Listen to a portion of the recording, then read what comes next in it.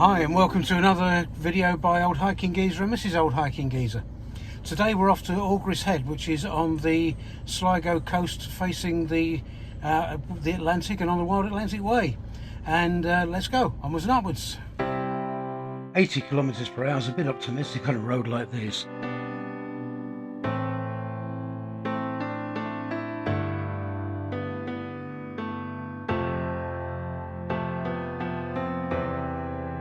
If you slow down for pedestrians and show that you are aware of them, they are normally, in Ireland at least, polite enough to thank you. So why this walk? There are generally two types of walk in Ireland, the scenic and the historic.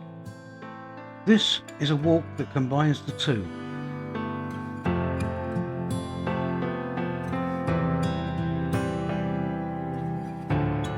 We had a quick look at the start of the trail and incorrectly thought that parking would be difficult.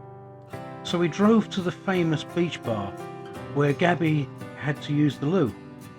Unfortunately it was shut, so Gabby never found a toilet and I never found a coffee.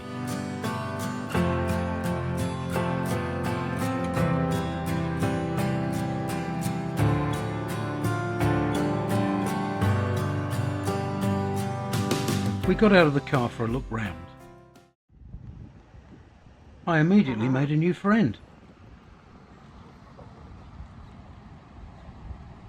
There's a lovely beach next to the caravan and campervan park. Please note there's no tents allowed here.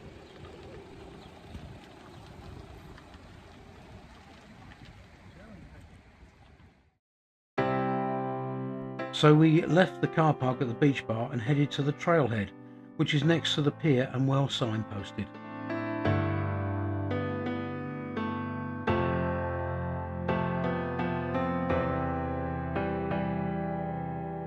We parked easily.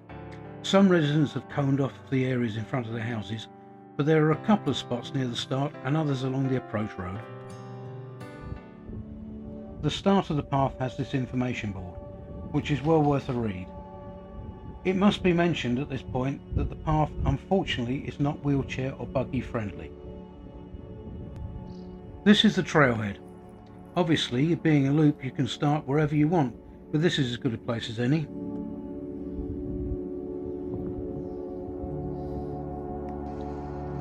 As you walk the first few yards, you overlook the pier. The pier has an interesting history, being used as an entry point for smuggled guns during the War of Independence, and the surrounding fields have a history of protest meetings. But don't worry, it's now mainly used by leisure enthusiasts and local fishermen.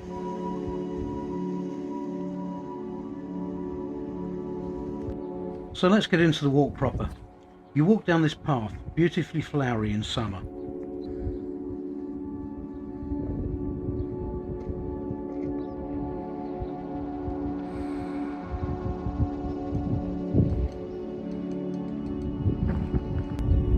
You can't help admiring the views over the bay towards WWII. And it's at this point that you start to realise that you are in for a treat.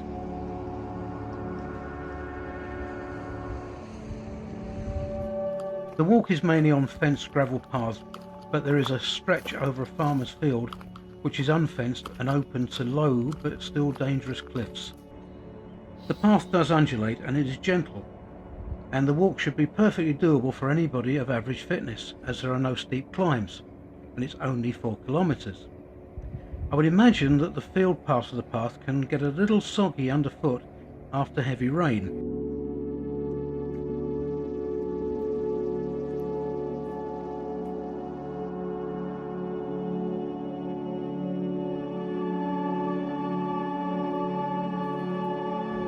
Don't think you will be alone. There may be few people, but there's always the farm animals. And of course the flora.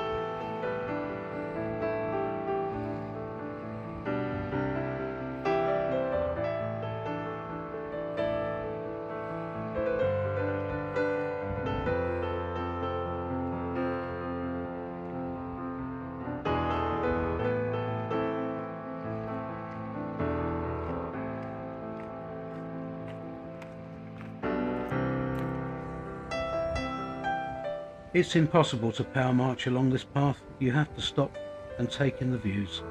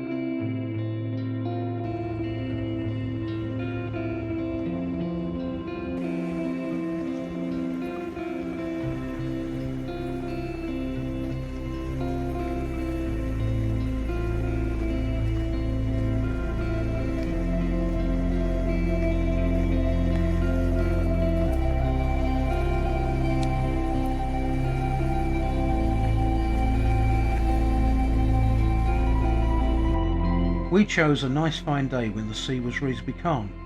I can't imagine what this coast is like during a storm, but I bet it's a sight to behold.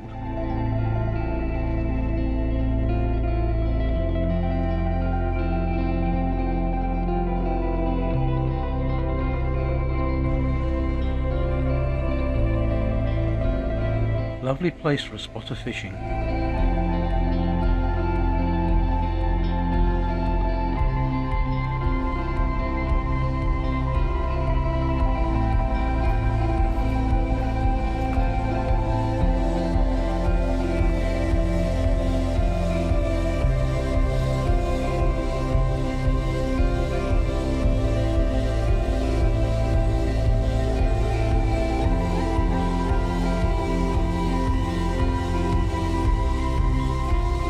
You will come across a number of kissing gates along the path.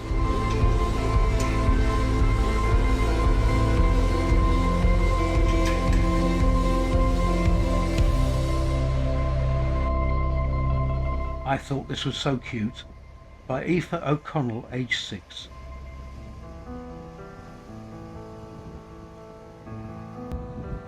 Due to the farm animals, dogs are not allowed on the trail.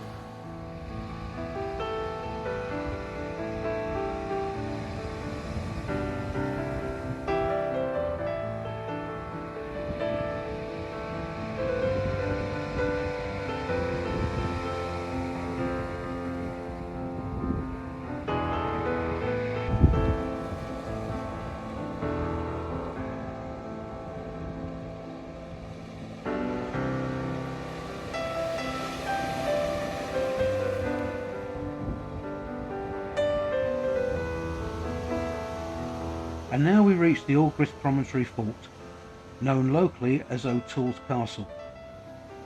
The forts date from the Iron Age. Over 350 of these forts have been found on the Irish coast, but all that remains of this fort is the mound on which it was built.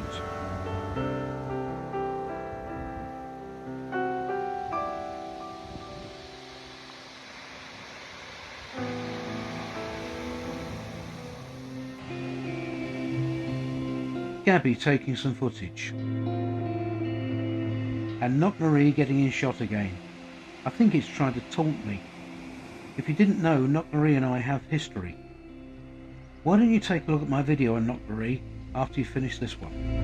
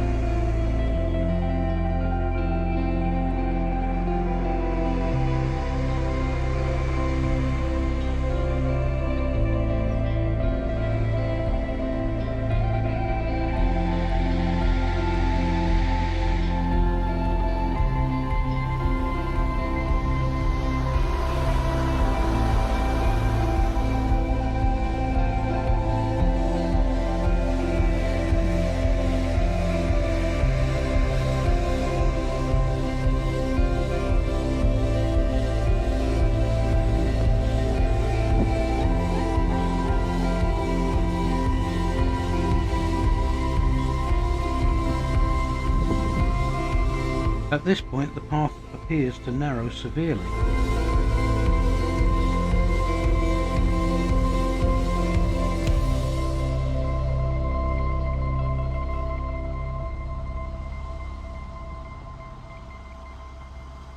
But once you get up close you realise it isn't too tight.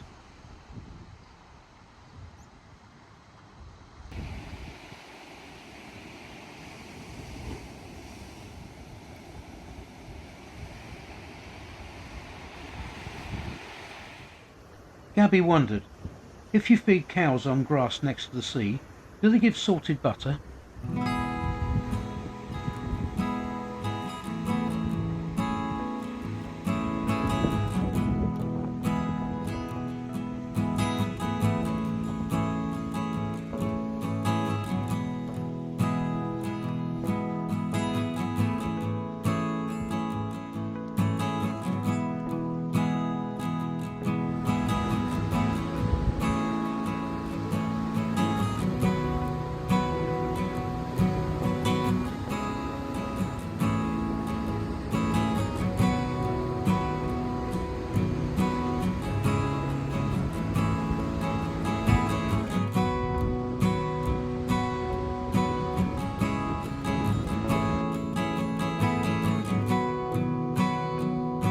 From here I gazed out over the vast Atlantic Ocean and realised that the next stop in the direction I was looking would be Canada.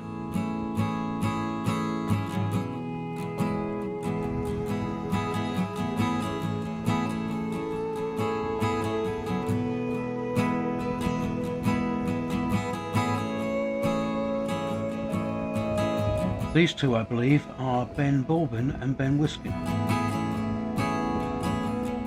We sat on some convenient rocks, not because we were tired, but simply to pause and enjoy where we were.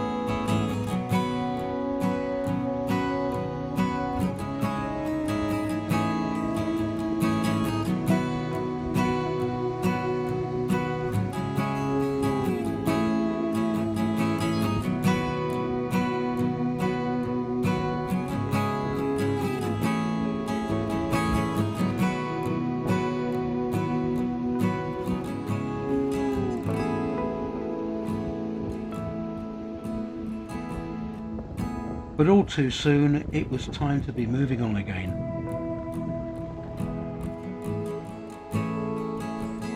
It may be necessary to walk past cattle. Just take it easy with no sudden movements and they won't bother you.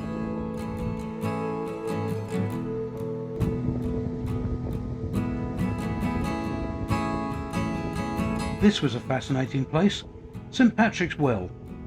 The information board also mentions Aughris Church and Monastery.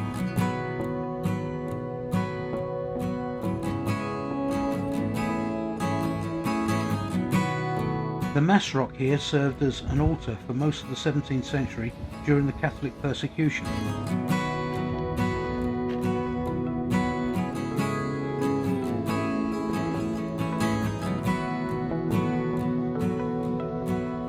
Founded in 1280, the exact location of the Augustinian monastery has been lost in the mists of time, but we know it was somewhere on the headland. The well still exists, and apparently the water is safe to drink. I don't think I would trust it to be safe, however, if I used the ladle or one of these cups. The Spanish have bullfighting. We've got bulls fighting.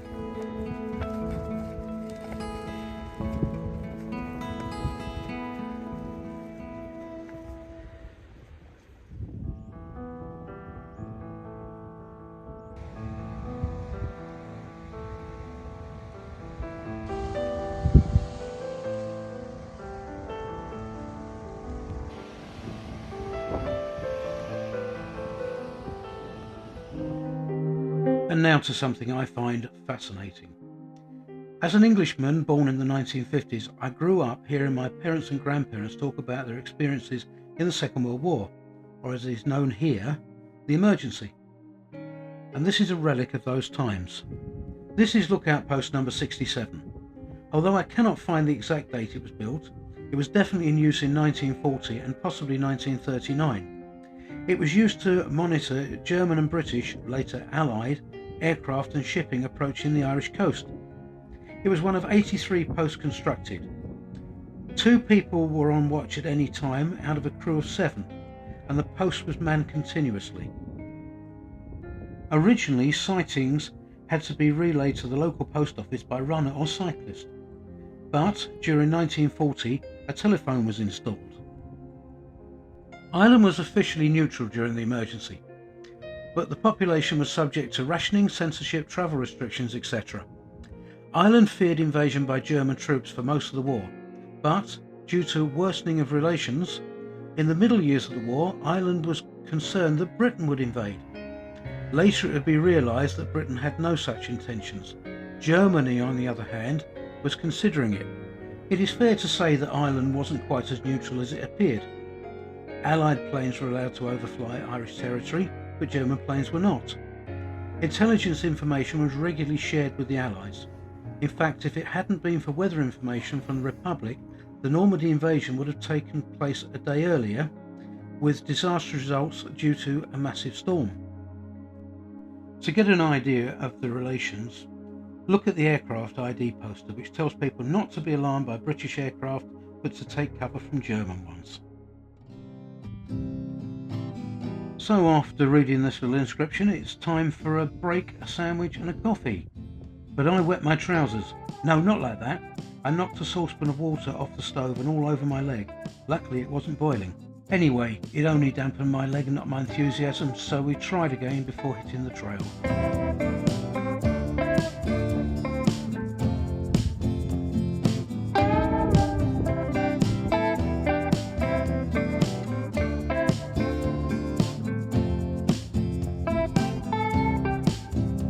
Now we reach the deserted village and meet a few more four-legged friends. Hello. Oh, you brought me something. Oh, that's sweet of you. Oh, he has as well. Yeah. He wants you to throw it, I think. Okay. Yep.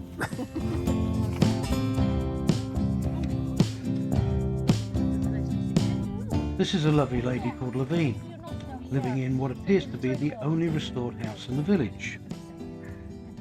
Aw, Maar ik heb er notes. Ik heb er notes.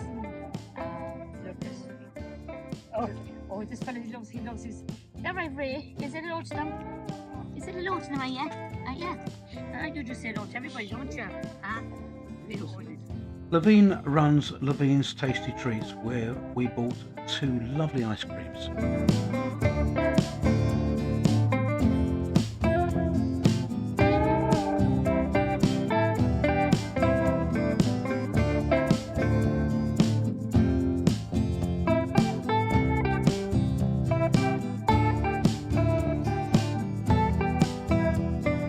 Next is the Honesty Shed, full of craft products. No one manning it.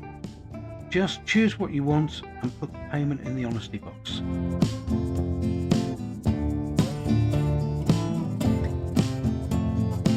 We bought an inscribed painted stone and a lovely pendant for Gabby. There isn't much of the deserted village left, only a few dwellings.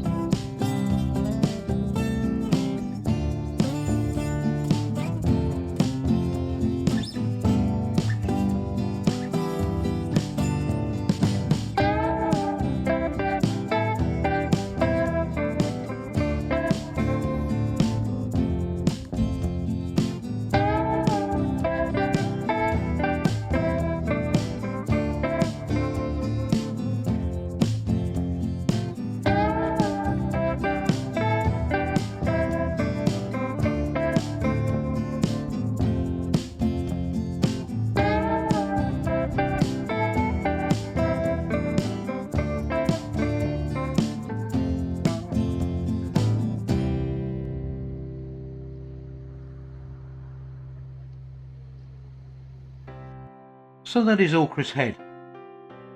It was time for us to leave, and by chance, that's when it decided to rain. Who'd believe it? Rain in Ireland. What did we think of the walk? We loved every minute. Well, except for the soggy trousers. If you love history, the Irish countryside, or just simply love walking, why don't you give this a try? I can heartily recommend it. You don't even have to be that fit, and it is stunning, absolutely stunning.